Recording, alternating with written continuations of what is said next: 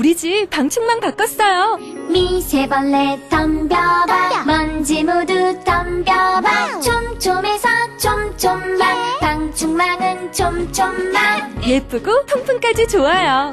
방충망은 촘촘만 주식회사 텍스토머. 텍스토머 정품을 꼭 확인하세요. 우리 집 방충망 바꿨어요. 미세벌레 덤벼봐 먼지 모두 덤벼봐 촘촘해서 촘촘만 방충망은 촘촘만 예쁘고 통풍까지 좋아요. 방충망은 촘촘만 주식회사 텍스토머. 탄핵 반대 집회를 주도했던 태극기와 십자가의 동맹을 보면서 자괴감을 느끼는 기독교인들에게 기독교는 민주주의를 싫어하는지 아예 관심이 없는지 아니면 기독교도 민주주의를 지지하는지 답답하고 궁금한 시민들에게 호모 요쿠스의 저자 이병주 변호사가 시원한 질문과 명쾌한 답변을 제시합니다. 박근혜 사태와 기독교의 문제, 기독교인들에게 민주주의는 무엇인가? 도서출판 대장간. 인생을 보고 세상을 보라. 롯데카드 무브컬처 라이프 사진전. 역사에 각인된 기념비적인 순간. 거대한 존재에 맞선 인류의 도전. 어두운 시대를 밝혀낸 20세기의 영웅들. 삶과 역사가 만난 그곳. 라이프. 생명이란 이름에 담긴 900만 장의 역사. 롯데카드 무브컬처 라이프 사진전. 예술의 전당.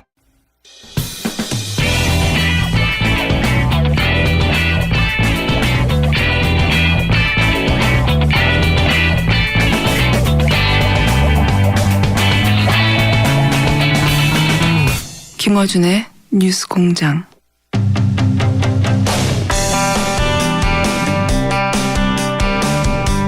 또 하나의 방산비리 있습니다. 박근혜 정부가 FX 사업, 차세대 전투기 사업이죠.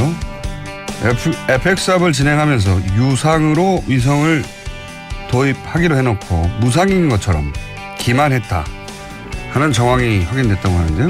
무슨 이야기인지 더불어민주당 박범계 최고위원님께서 이야기 들어보겠습니다. 안녕하세요, 의원님. 네, 반갑습니다. 예, 이게 무슨 이야기인지 굉장히 뭐랄까요, 이 외계처럼 들리거든요.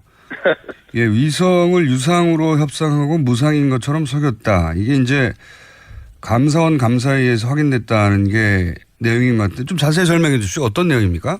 네, 현재 감사원이 이제 감사를 진행 중에 있고요. 네. 그 차세대 전투기 사업이라고 FX 사업이 있습니다.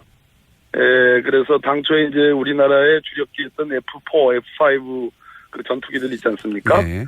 그것이 노후화되면서 그걸 대체해가지고 최첨단 기종으로 바꿔야 되는데 F15 SE, F15기가 이제 사실상 결정되는 듯 하다가 박근혜 정권 2013년 9월에 F35A로 F35로 기종이 변경돼서 확정이 됩니다. 네. 이때도 말들이 많았죠. 예. 예, 뭐 계속 언론 기사에 나왔고요. 이 F35 기종 변경으로 이것을 이제 구입을 하게 되는데 이것은 한국형 차세대 전투기 사업과 연결이 되어 있습니다. 네. 우리나라가 자체적으로 전투기를 개발하는데 그러려면 핵심 기술을 이전받아야 되거든요. 네네. 그렇기 때문에 보잉사의 F15가 핵심 기술 이전에 필요하냐 아니면 로키드 마틴사의 F35기가 더 나으냐라는 것이 중요한 관건이었는데 네. 이 보잉사의 F15를 도입하는 경우에는 핵심 기술 이전이 가능한데 네. F35로 기종 변경이 갑자기 바뀌면서 사실상 핵심 기술 이전이 불가능해졌고 네. 이 F35 기종 변경이 되면서 그 협상 과정에서 소위 절충 교역이라는 게 있거든요. 네. 핵심 기술 이전을 넘겨받는 무상으로 넘겨받는 그러한 계약 조건인데 이것이 박근혜 정부에서 그 당시 국방부에서 국민들에게 무상으로 이전받는 것처럼 포장했다가 그것이 사실상 유상으로 협상되지 않았느냐라는 그러한 감사가 진행 중에 있다 이런 말씀입니다. 어렵죠? 어렵습니다. 간단하게 정리해 보자면 우리나라 비행기들이 이제 쓰던 전투기들을 노후해가지고 바꾸기로 한 게 벌써 2000년대 아닙니까? 오래전인데. 맞습니다. 예. 네네. 그래서 처음에는 F15기 보잉사의 거를 일부 들여왔죠. 들여오고 네네. 나서 추가로 더 들여와야 되는데 이때 그러니까 차세대 전투기 우리가 직접 개발하는 차세대 전투기 KFX 사업이죠. FX에 맞습니다. K를 붙여서 우리도 전투기를 개발하고 싶으니까 이렇게 들여오면서 당신들이 가지고 있는 기술 이전을 해줘야 무기를 구입하겠다. 이게 맞습니다. 네. 조건을 걸었고 그런데 이제 미국 보잉사의 F-15는 기술 이전을 해준다고 했는데도 불구하고 기술 이전이 여의치 않은 F-35를 왜 선정했느냐. 이렇게 되면은 KFX에 연결이 안 되지 않느냐. 이렇게 해서 이제 논란이 크게 됐었죠. 그렇습니다. 네. 그건 이미 크게 된 사안인데 근데 최근에 확인한 것은 감사원을 통해서 감사를 해봤더니 기술 이전 가지고 논란이 많으니까 위성을 도입하는데 이게 마치 돈을 안 들이고 도입하는 것처럼 속였다 이런 말인 거죠. 그렇습니다. 그 핵심 기술 이전은 4대 핵심 기술과 그것을 포함한 한 20여 개 항목의 핵심 기술이 있고요. 별도로 그러한 핵심 기술 이전과 별도로 군사통신 위성을 지원하는 이것도 역시 절충교역에 무상으로 제공받는 군사통신 위성을요. 그렇게 국민들에게 알렸지만 실상은 유상으로 협상을 했다. 바로 요 점이 들통이 나가지고 현재 감사원 감사를 진행 중에 있다 이런 말씀입니다. 그러니까 바꿀 이유가 없었던 게 또 드러난 셈인 거죠. 그렇습니다. 예. 왜 기술 이전해 준 데랑 안 했냐고 질책을 많이 받았었는데 바꿀 때도 보잉에서 로키드로 바꿀 때도 그때 이제 여러 가지 변명을 했는데 예. 예, 문제는 이 F-35의 이 기는요. 이미 국방부가 박근혜 정부 국방부가 2013년 9월에 F-35로 바꾸기 이전에 이미 미국 정부에 의해서 이 4대 핵심 기술 이전이 수출이 불가능한 항목으로 딱 정해져 있는 겁니다. 처음부터. 그러니까 처음부터 불가능한 기술 이전 항목으로 정해져 있는 것을 마치 이전 받는 것처럼 했고 그건 그때 이미 수 있는 것처럼 했고요. 그때 이미 밝혀졌고 이번에 추가로 밝혀지는 것은 그게 아니더라도 어쨌든 군사통신 위성을 우리가 마음대로 이용할 수 있는 장점이 있지 않느냐라는 식으로 어필했는데 알고 봤더니 그건 돈 주고 써야 되는 걸로. 그렇습니다. 마치 무상으로 돈 안 주고 공짜로 쓰는 것처럼 절충교육으로 확보한 것처럼 포장했다가 이번에 그것이 유상협상이 드러나고 있다 이런 말씀입니다. 이렇게 핵심 기술 이전도 안 되고 그리고 군사위성도 돈을 주고 써야 하는데도 불구하고 이 기종으로 바꾼 이유가 의심스럽다. 이게 이제 의혹의 핵심이었는데 그때 이제 이런 얘기가 나왔었습니다. 지금 작년부터 나온 얘기인데 로키드 마틴으로 바꾼 이유가 있지 않느냐. 여기에 김관진 안보실장과 최순실 씨가 연루된 거 아니냐는 보도도 꽤 나왔었습니다. 네. 정치권에서 그런 내용이 나왔고 보도도 있었습니다. 예, 보도도 있었죠. 그래서 김관진 전 실장이 미국에 있을 때 로키드 마틴으로부터 일종의 장학금을 받은 게 아니냐 이런 보도도 있었고 최순실 씨가 로키드 마틴 사장을 만난 것으로 알려졌다 이런 보도도 있었는데 혹시 이런 보도에서 조금 더 진척이 나간 내용들이 있습니까? 아니 뭐 그렇지는 않고요. 네. 다시 상기를 할 필요가 있는데 김관진 당시 국방부 장관이 소위 그 방추위 방위사업 추진위원회라는 게 있습니다. 여기서 국방부 장관이 이제 주재하는 회의인데요. 여기서 기종 변경을 결정을 합니다. 이때 했던 유명한 말이 있습니다. 정무적 판단. 이런 판단, 이런 얘기를 했습니다. 그 얘기는 F-15에서 F-35로 바꾸는 과정이 탁월한 선택, 어떤 기종 변경의 우수성이나 우월성 때문이 아니고 정무적 판단이 개입했다라는 그러한 얘기고요. 또 국방부 관계자들, 군 관계자들 사이에서는 윗선의 어떤 관심사항이다. 이런 얘기들도 흘러나오고 있었습니다. 그와 관련해서 지금 말씀하신 것처럼 김관진 국방부 장관, 안보실장의 뭐 유학 문제, 뭐 로키드 마틴사 또 최순실의 뭐 소위 그 유명한 무기 로비스트인 린다 김과의 어떤 연관설 이런 얘기들이 언론과 정치권에서 꽤 나온 것으로 그렇게 알고 있습니다. 네, 작년부터 나온 얘기인데 사실 이게 혹여라도 일부라도 연루됐다면 금액이 어마어마하지 않습니까 이게? 요거 딱 F-35만 딱 쳐가지고 한 7조 4천억 되고요. 차세대 전투기, 한국형 차세대 전투기 사업은 한 18조 원이 넘는 그런 뭐 어마어마한 사업입니다. 네, 그렇게 큰 사업인데 이렇게 기술 이전도 못 받으면서 왜 회사를 바꿨냐 한마디로 맞습니다. 그런데 이제 추가적으로 기술 이전도 못 받는 데다가 유료로 써야 되는 것까지 있었으니까 바꿀 이유가 더욱 없어진 셈인데 그런데 바꿨으니까 이상하다라고 이제 감사 과정에서 밝혀진 거고요. 그것을 속였으니까 더 이상한 거죠. 이렇게 되면 이제 감사원 감사에서 끝날 일은 아니지 않습니까? 물론입니다. 현재 이제 감사원이 여러 현안 사업들에 대한 감사들을 속속 진행을 하고 있는데요. 지난번 그 면세점 특혜 의혹처럼 감사 결과를 검찰에 이첩해서 수사가 진행되는 것도 있습니다. 그렇다면 이건 FX 사업 감사도 감사 결과가 나오면 검찰로 이첩이 돼서 수사가 진행될 것으로 그렇게 예측하고 있습니다. 어떤 의미에서는 이 방산 비리건이 지금까지 그 법정에 가 있는 다른 비리건이나 국정농단 사건보다 규모 면에서는 뭐 압도적으로 더 큰 거 아닙니까? 절대적으로 압도적이고요. 예.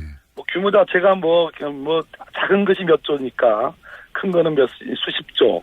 로키드 마틴사가 우리 한국과 무기 거래의 그 과정을 보면 불과 몇 천억 대에서 수십조 원 늘어납니다. 한 15배가 박근혜 정부에서 확 뛰는데요. 네. 지금 이 방산비리는 하나의 이적행위의 관점에서 엄중하게 처벌해야 된다는 그런 국민적 공감대도 있고, 문재인 대통령도 그런 말씀을 어제 하셨죠. 방산비리라고 말해지는 그런 의혹이 있는 이 기간 동안 박근혜 정부가 전 세계에서 미국으로부터 무기를 가장 많이 수입하는 나라로 만들었죠, 우리나라를. 그 중에서도 로키드 마틴사입니다. 예, 그 대부분 로키드 마틴이 차지했고. 예, 맞습니다. 예. 그래서 이제 이걸 계속 들여다보는 것이고, 방산비리는 사실 모든 정권에서 척결하겠다고 얘기해 왔지 않습니까?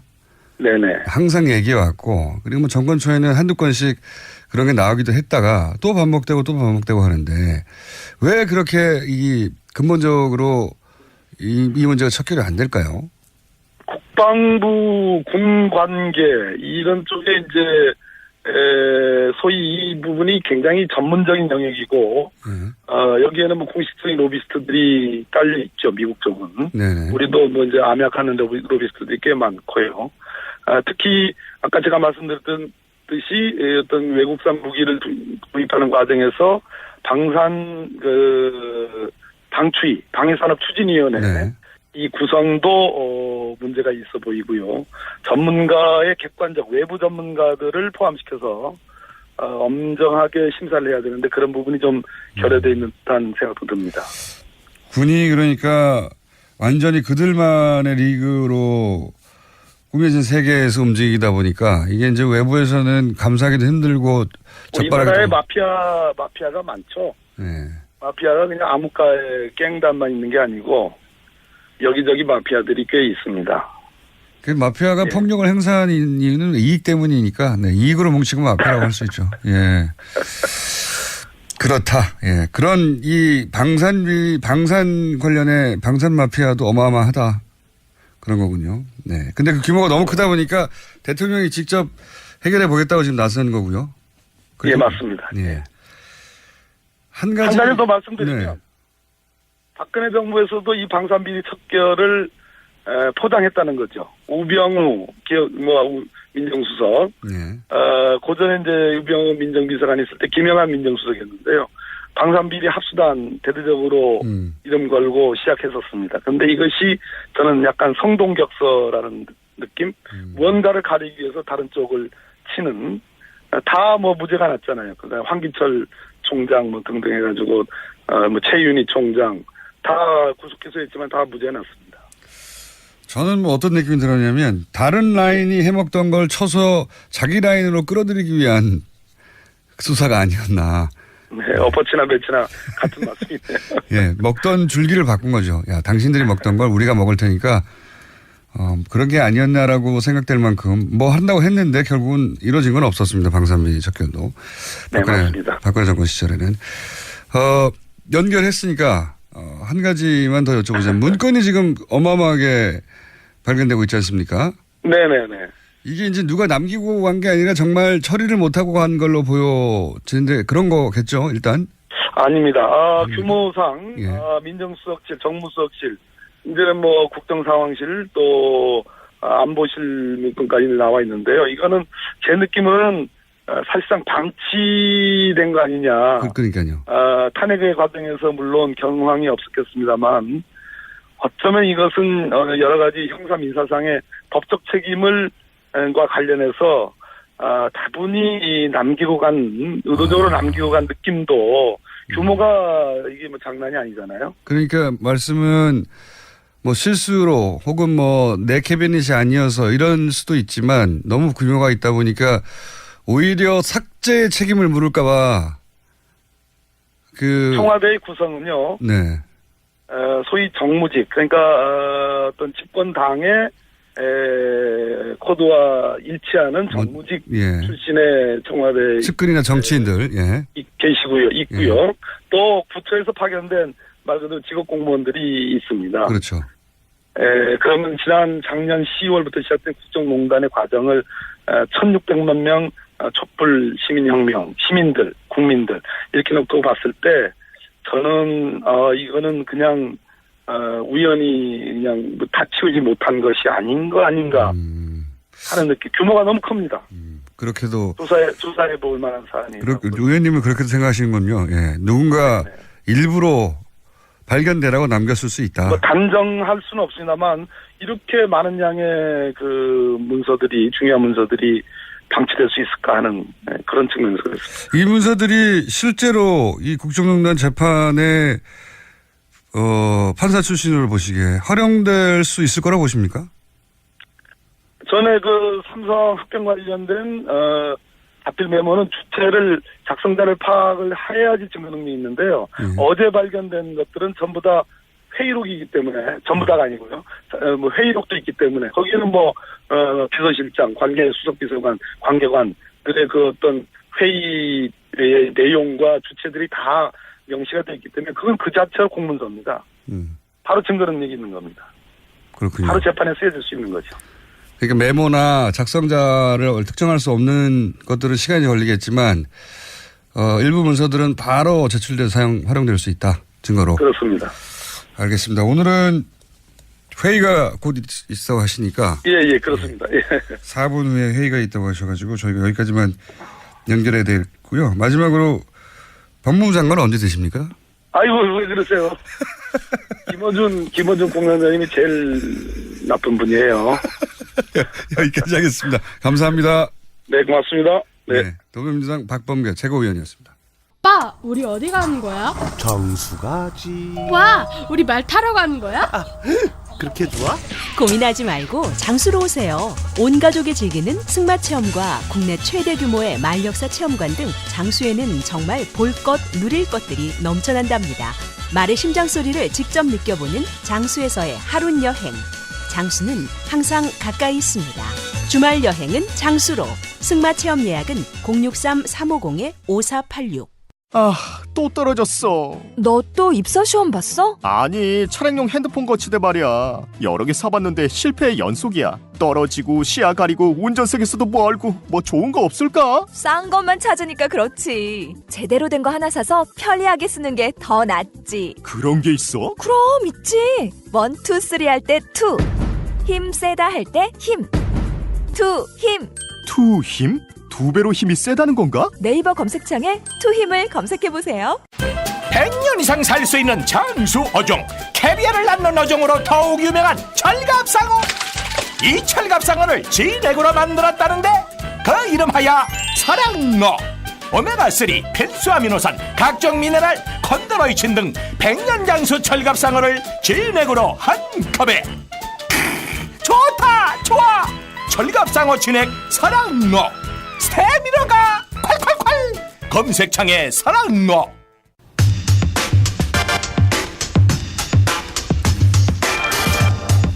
뉴스공장 최초로 이틀 연속으로 출연하는 패널 소악마로 오늘 부르겠습니다. 양지열. 어제 제가 이미 어제 중앙마로 해주기로 했다가 또 왜 갑자기 소악마로 하루 사이에 급하게 땜빵을 해결해 주셨기 때문에 오늘 그냥 고정 코너니까. 야, 소악마. 굳이 그런 거 가지고 싸우기 싫습니다. 이제. 양지열 변호사님 나오셨습니다. 자, 예, 안녕하세요. 오늘 어제 사실은 그 2주의 핫한 법률적인 사안은 한번 정리를 하셨고 오늘은 어떤 사안으로 한번 해보실랍니까? 오늘 계속해서 문건이 계속 나오더라고요. 근데 저도 굉장히 당황스러워가지고. 줄줄이. 네. 양설이 부딪히고 있습니다. 일부러 남겼다와 이거는 일부러 남겼긴 너무 양이 많다. 똑같은 사안을 두고 이렇게 많다니 일부러 남긴 거 아니냐. 초반에 저도 의인이 있을 것이다. 분명히 내부 고발이라는 식으로 굉장히 생각을 많이 했는데 그 의인이 이렇게 많이 의인이 계실 수는 없거든요. 또 그렇다고 한 사람이 각 실마다 돌아다니면서 남길 수도 없잖아요. 그렇잖아요. 이번에 국가안보실 상황실까지도 남겼다고 하니까 이거는 좀 어려울 것 같고 그 부분 아마 박범계 의원께서 잘 정리를 말씀을 해 주신 것 같아서 밖에서 들었거든요. 예. 오늘 저는 박범계 의원님은 근데 의인이 있다고 보시는 쪽이고요. 계속해서 저는 없다고 보는 쪽입니다. 저는 첫 번째 민정수석실에서 나왔을 땐 의인이다라고 했는데 저도 그때는 가능성이 있을 수 있다고 생각했는데 정무로 가는 순간부터 이건 이상하다 하더니 어제 국가안보 상황실 안보실까지 나온 건 아니다라는 쪽으로 좀 돌았습니다. 예. 이 정도라면 제가 보기에는 식당도 뒤져봐야 될 것 같고요. 연못도 파봐야 된다고 저는 물 빼봐야 된다고 생각하는 사람입니다. 네. 어디서 나올지 몰라요. 그러니까요. 그 비싼 침대 좀 뜯어보죠. 600만 원짜리? 예.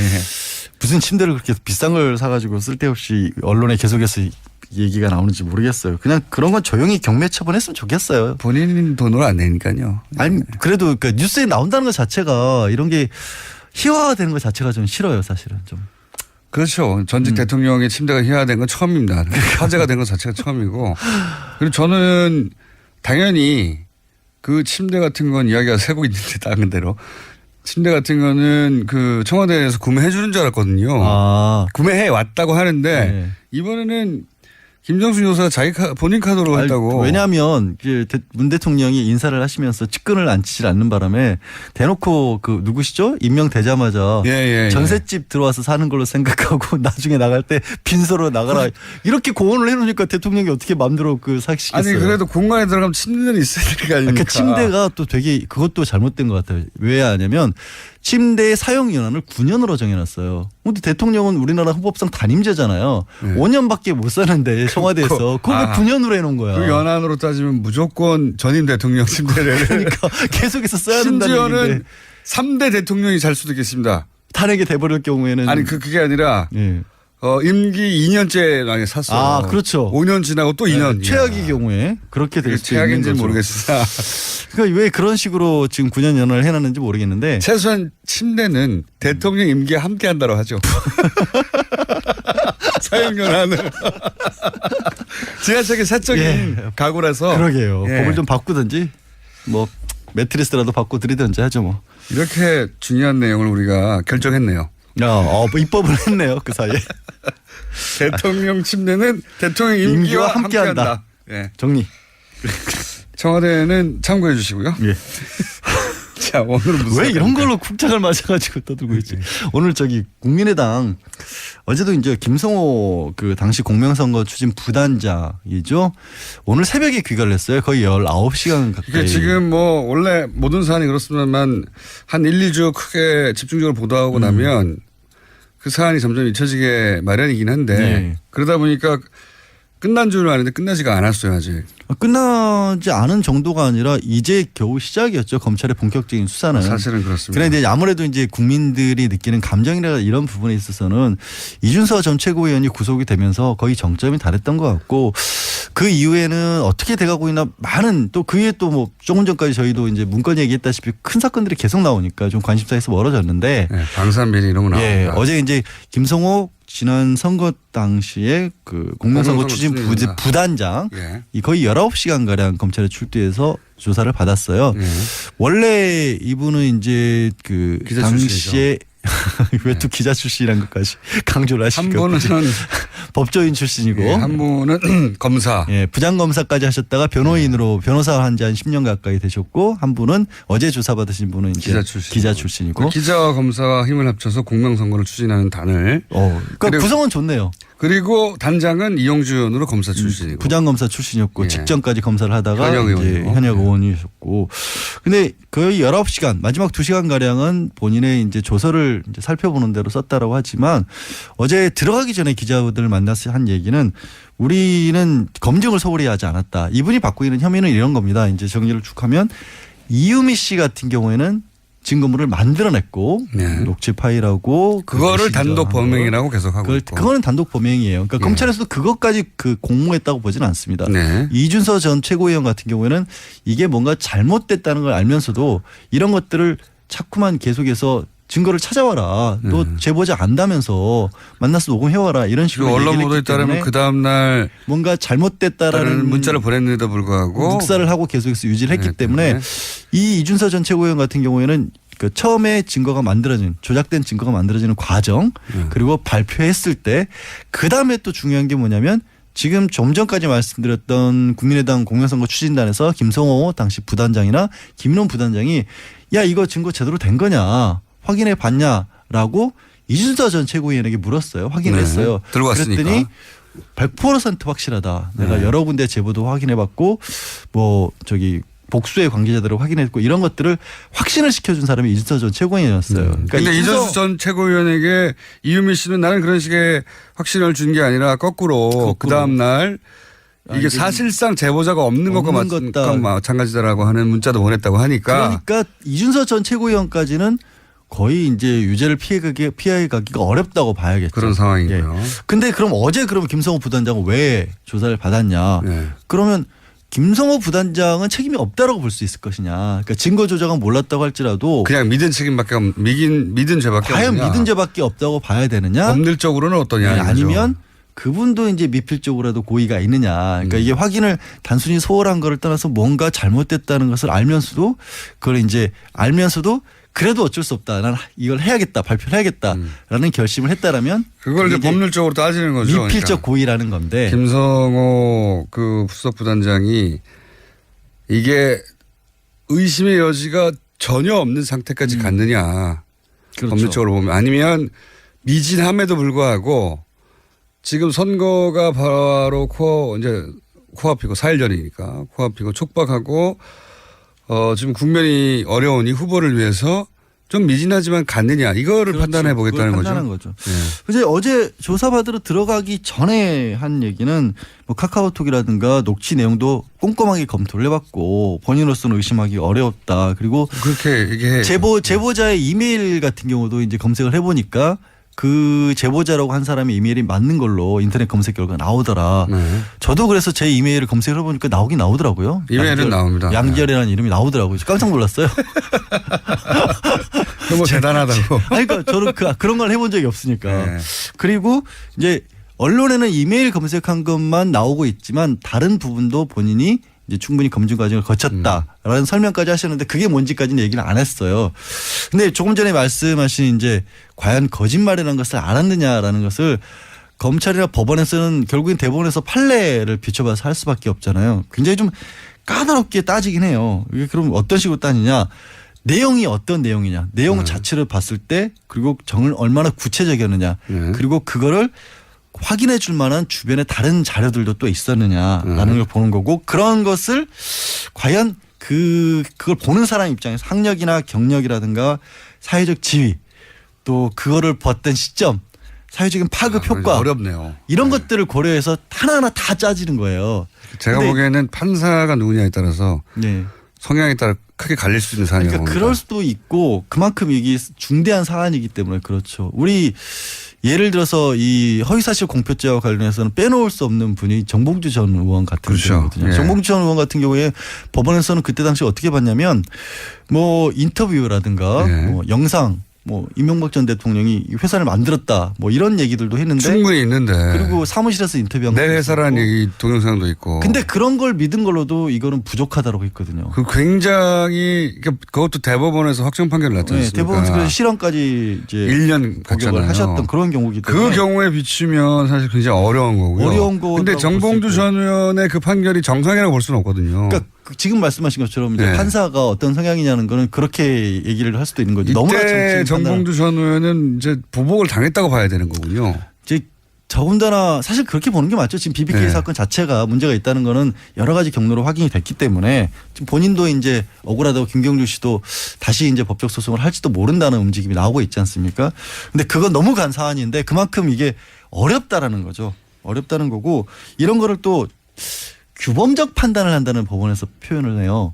이게 뭐냐면 실제로 그 사람이 그걸 알았느냐 몰랐느냐는 알아볼 방법이 없다. 현재 과학으로. 네. 그렇기 때문에 그냥 외부의 여러 가지 상황을 비춰봤을 때 일반인이라면 이 정도 상황이면 알았다고 봐야 되는 거 아니냐. 플러스 거기에 그 행동을 한 사람. 그러니까 여기서 김성호 단장 개인은 어떻게 봤을까. 두 개를 겹쳐놓고 봐서 판단을 한다는 건데 이것도 참 어렵죠. 말하면서 저도 어렵네요. 저는 이거는 제가 보기에는 양측이 어떤 증인을 불러오고 그리고 판사가 어떤 성향인가에 크게 달라질 수 있다고 보는 게 예를 들어서 그 저한테 충분히 검증된 거냐 이때 이 단장 그 공명선거 추진단에 충분히 검증된 거냐 묻는다면 저는 부족하기 짝이 없다라고 생각하는 것이 이런 제보를 받았을 때 결국은 그 제보를 잘못 터뜨렸을 때 반작용으로 소송을 많이 당해왔기 때문에 잘못 터뜨리면 그러니까 잘못 터뜨려 소송을 당했다보다 제대로 터뜨렸는데도 5천 살인 사건의 문제제기를 제대로 했는데도 몇 년을 고생했거든요. 네. 그러니까 조금의 하자도 있으면 안 된다는 생각을 항상 하게 돼요. 그런 관점에서 보면 당사자하고 통화를 못했거나 당사자가 하다못해 어디 사는지 당사자하고 어떤 관계인지 당사자가 뭐 이메일로 뭐라고 그랬는지 기본 접촉이 없으면 안 합니다. 그러니까 여기서 이제 문제점이 뭐냐면 제보자를 확인을 시켜달라고 이준서 전 최고위원에게 물어봤더니 이준서 전 최고위원이 이 사람이 직접 통화를 원하지 않는다. 하게 되면 제보를 안 하겠다고 했다. 그 말을 했거든요. 상관없어요. 아니, 그러면 가야 되는 겁니다. 통화를 안 하면 좋아. 그러면 가서 만나자 이렇게 했어야 되는 그러면 거예요. 중요해지는 게 뭐냐면 그러면 김성호 부단장 입장에서 이준서 최고위원이 그렇게 얘기했을 때 이준서 최고위원을 믿을 만한 사람이었느냐 평소에. 여기까지 가야 되는 거예요. 아니 그거는 이렇게 이론적인 거고요. 실제 겪어본 바에 따라 이런 제보를 다룰 때는 중간에 누가 해줬든지 중요하지 않아요. 본인이 그 당사자가 목소리를 내라고 했잖아요. 그렇죠. 의지가 있는 거란 말이죠. 전화는 그렇다고 쳐요. 그러면 사람을 보내거나 어디서 만나자고 하거나 따로. 그러니까 이게 항상 양면성이 가진 게 그때 당시 폭로했던 게 5월 5일이었잖아요. 네. 대선이 얼마 앞두지 않은 상황이었단 말이에요. 그러면 그렇게 시간이 촉박했기 때문에 다소 무리해서라도 발표할 수밖에 없었다고 볼 것이냐 아니면 그렇게 시간이 얼마 안 남았는데도 불구하고 반박할 시간 없이 이렇게 발표한 게 잘못이다고 볼 것이냐. 이게 같은 사안에 대해서 정말 양쪽 입장이 첨예하게 갈릴 수가 있는 거예요. 그게 이론이 아니라 진짜 제보를 많이 다룬 기자나 이런 사람 잘 없어요. 그러니까 누군가 제보를 많이 다룬 사람을 증인으로 누가 데려오느냐에 따라 저는 영향을 미칠 수 있는 상황이다. 왜냐하면 상상으로는 그렇거든요. 그 정도면 이메일 확인하면 된 것 같잖아요. 아니에요. 아니에요. 제가 법이론상으로만 알고 이제 실제 겪어보지는 저는 않아서. 그에다가는 되치기로 큰일 난다는 거를 정치권에서는 다들 알아요. 그래요? 네. 하여튼 그래서 이제 어쨌든 플러스 오늘 이제 김성호 단장은 귀가를 했고 일단은 그러면 앞으로 남은 건 이제 당시에 단장이었던 이용주 현역 의원까지도 조사를 할 것이냐 말 것이냐가 남아있는 상황입니다. 피의자 전환을 할 수도 있다는 보도가 있었는데. 그거는 이제 아직 모르는 거죠. 어차피. 네. 이용주 의원에서 만약에 피의자 전환을 안 하고 참고인으로 끝나면 이 사건은 사실상 끝난다고 봐야 되죠. 더 이상 올라가진 않는다고. 더 이상 올라가지는 않죠. 사실 이용주 의원이 그때 어쨌든 현장에서의 결정자였기 때문에 그 전 단계에서 일단 최고위원이라든가 당시 어쨌든 당의 공식 직함은 부단장이었으니까 그 정도에서 형사처벌 단계는 끝난다고 봐야겠죠. 알겠습니다. 이용주 의원이 피의자 전환이 되냐 안 되냐에 따라서 이 사안이 어디서 끝이 나느냐가 판가름 될 것 같다. 오늘의 포인트고요. 제보자는 꼭 만나야 된다는 제보자는 것을 제 얘기가 아니라 경험자로서 전문 피해자로서 안 온다고 하면 가면 되거든요. 공장장이. 어려운 일이 아니에요. 네. 알겠습니다. 아니면 내가 믿는 사람 누군가를 보내든가 직접 가는 게 그러면. 하나 배웠습니다 오늘 제가. 해외에 있는 사람이 아니잖아요. 해외도 찾아가서 만나는데요. 굳이 여기까지 하겠습니다. 네. 그냥 소확만 하겠습니다. 저 다음 주에 오는 거죠 이제? 내일은 또 안 와도 되죠? 2주 연속으로 왔기 때문에 다음 주를 건드셔도 됩니다. 양지일 변호사였습니다. 감사합니다. 네, 고맙습니다.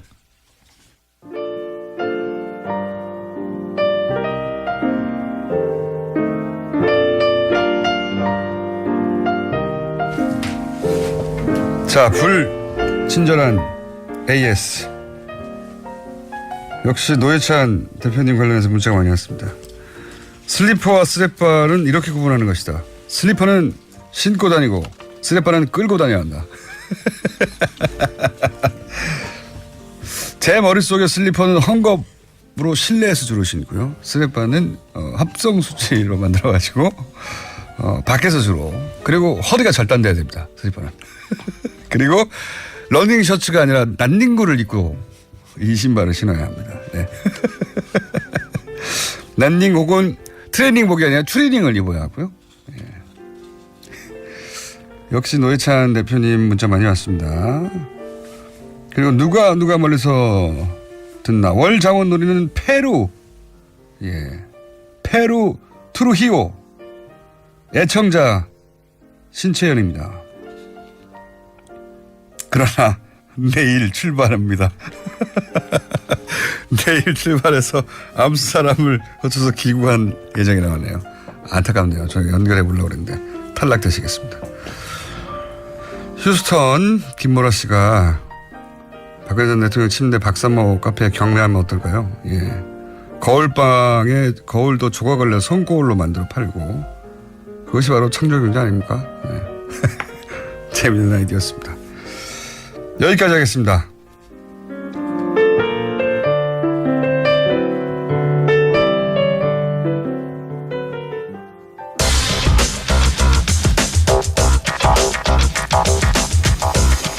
자, 과학과 시사가 세계 최초로 만난 시간을 벌써 9개월여 가까이 끌고 오고 있는 원정우 씨 나오셨습니다. 안녕하세요.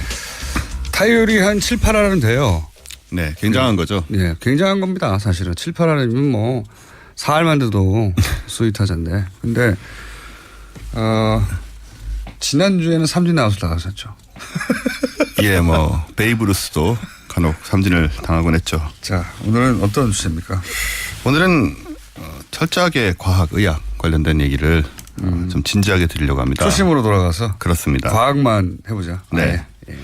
일단 왜냐하면 저희가 첫 시간은 외계인으로 시작했고요. 한 두세 번 그렇게 하다가요. 네, 외계인 하다가 갑자기 국정농단 시타가 터져가지고 그때부터 시작해가지고 촛불을 과연 끌 수 있냐 없다부터 시작해가지고 네, 안드로메다라고 가가지고 아직 안 돌아가고 있었는데 다시 네. 과학으로 돌아가겠다. 네. 네, 좋습니다. 네. 일단 우리 몸의 건강을 지키기 위한 필수 상식을 하나 알려드리고 싶어요. 네. 여름철이고 하니까 또 다이어트 얘기도 많이 나오는데 일단 지난 대선에 출마했던 후보 한 분으로 이야기를 시작하겠습니다. 네. 아마 기억하실 거예요. K모 당의 오모 후보라는 분이 계셨는데요. 실명 얘기해도 되나요? 실명 아니 대선까지 출마하신 분인데 그렇죠. 실명을 얘기할 수 있죠. 기호 7번 경제애국당의 오영국 후보입니다. 경제애국당은 생각납니다. 네. 참 재밌는 이름이라고 생각합니다. 이분 공약 혹시 생각나세요? 공약까지는 보지 않아서 경제애국당에서 멈췄어요. 네. 공약 중에 인류 구원이 들어있습니다. 제가 큰 걸 놓쳤네요. 이런.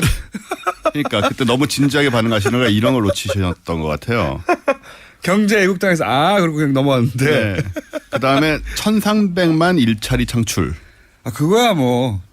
근데 그 중에 이분이 운영하시는 회사에서만 430만 명을 채용하겠다고.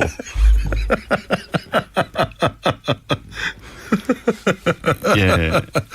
430만 명이면 유럽의 중소국가 한 나라 인구 정도 되거든요. 한 나라 전체 다.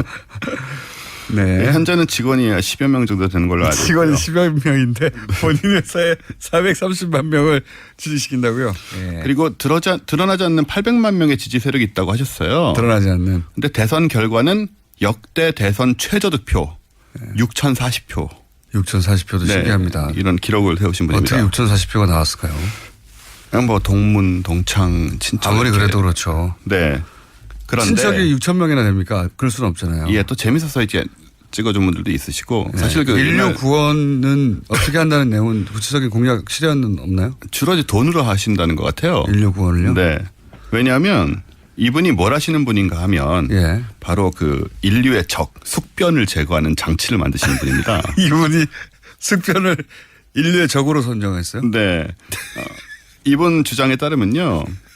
이분이 그 숙변 제거 장치가 한 세트에 100만 원씩 하거든요. 아, 이분이 개발했군요. 예, 개발해서 판매를 하시는데. 이분의 회사가 숙변 제거기 개발해서 판매하는 회사예요? 하하그룹이라는 회사인데요. 네. 숙변 제거기라는 건 어떻게 장에서 일단 장으로 투입해야 되는 거 아니에요? 예, 샤워기 비슷한 건데 그 삐죽하게 튀어나와서 장에다 쑤셔 넣습니다.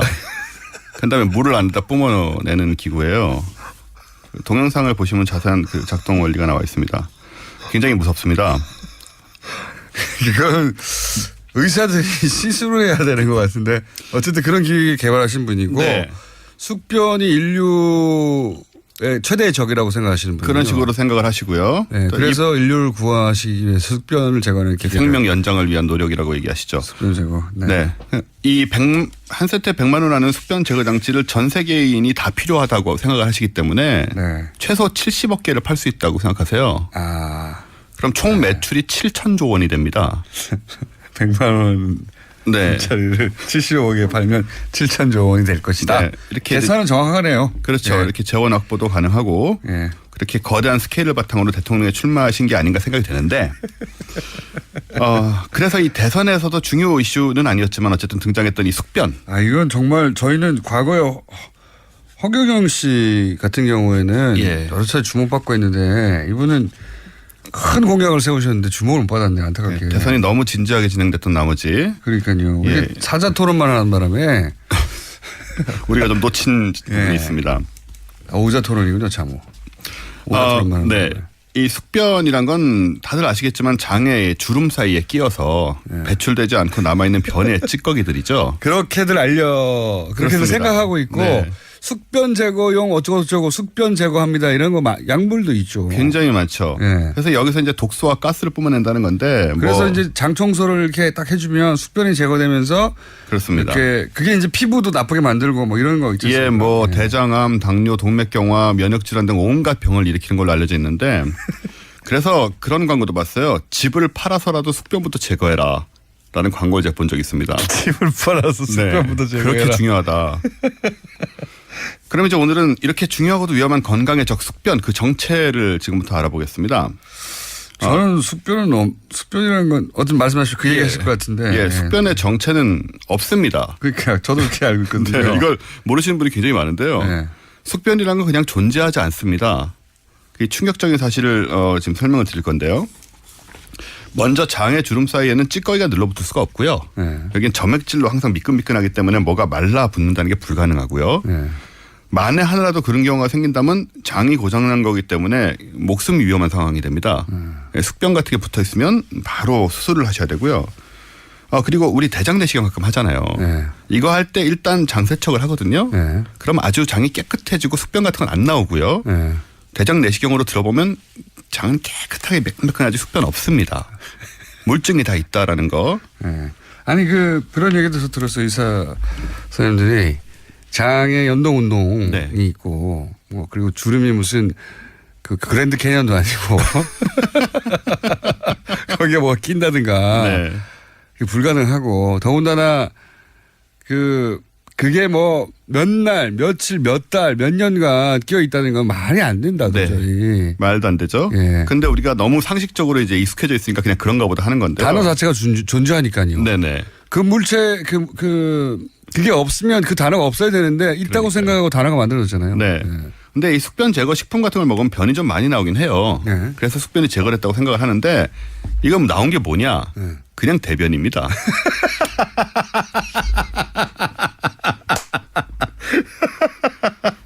원래 숙변 제거제가 수분하고 식이섬유가 많아서 대변이 묽고 커져요.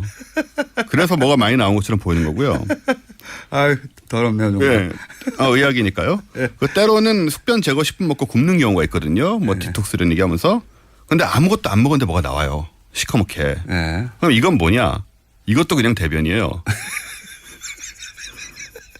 원래 대변에 대해서 잘 모르시는데 음식 찌꺼기만 나오는 게 아니고 대장균 시체하고 내장의 상피 세포 같은 게 배출되는 게 30%나 됩니다, 대변에. 아, 그렇군요. 그러니까 먹은 건 없으니까 이런 게 나오니까 이런 것만 나오니까 마치 오래된 게 나오는 것처럼 보이는 거고요.